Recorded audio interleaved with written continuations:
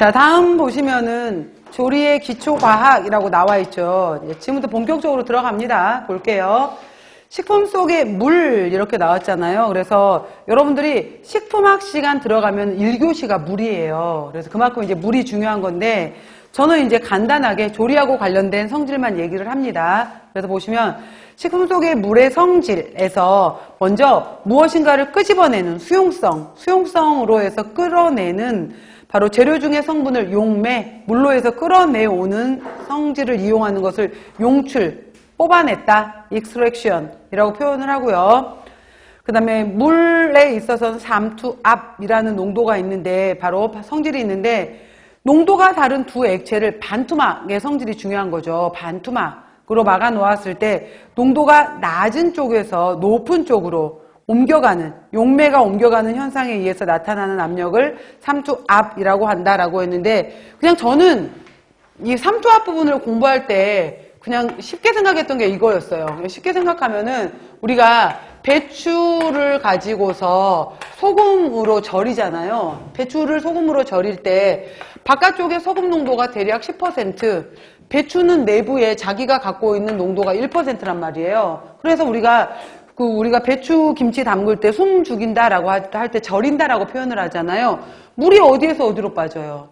배추물이 바깥으로 빠지는 거잖아요. 그래서 바로 그냥 쉽게 생각하면서 배추에 있는 물이 빠지는 거지 저농도에서 고농도로 옮겨가는 것을 우리가 삼투압이라고 하는구나 이렇게 생각하세요. 쉽게.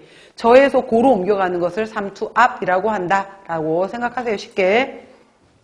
그래서 이 성질을 이용하게 되면은 용매, 즉 물이 빠져버리는 거잖아요. 그래서 이 성질을 이용해서 우리가 소금에 절이는 방법을 염장법이라고 하는 거고 설탕에 절이는 방법을 우리가 당장법이라고 하잖아요. 봐봐요. 염장, 당장을 하게 되면은 배추에 있어야 될 물, AW, 수분활성도가 줄어들었잖아요. 바로 염장, 당장법은 AW를 줄이는 방법에 해당이 되는 거예요. 그럼 다음 중에서 저장 원리가 다른 것은 하는 문제가 만약에 있었다고 칩시다.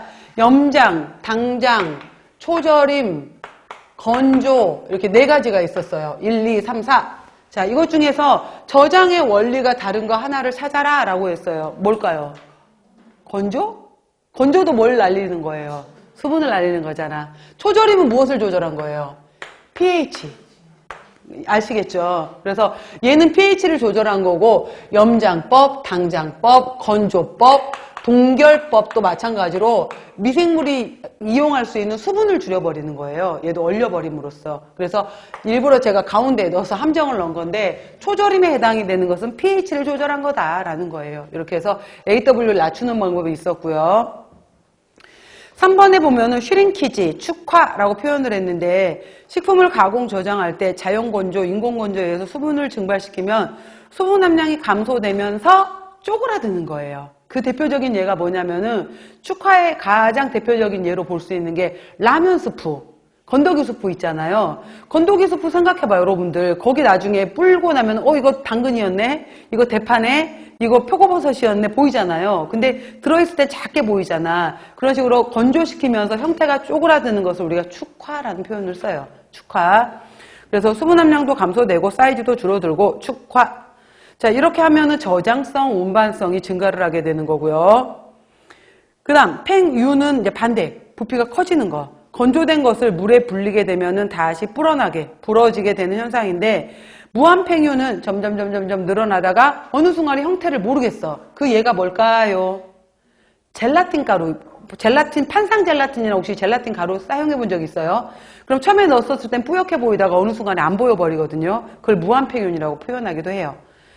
유한팽윤은 뭐냐면은 어느 정도 팽윤이 되면 더 이상 안 되는 거. 예를 들어서 미역, 다시마 6배, 7배까지 늘어난단 말이에요. 한없이 늘어나진 않잖아. 콩도 마찬가지고 쌀도 마찬가지고 이러한 것들을 우리가 유한팽윤이라고 한다라고 하는 거고요. 기화열이라는 것은 액체가 기체로 변할 때 사용하는 잠재열이다 라고 했어요.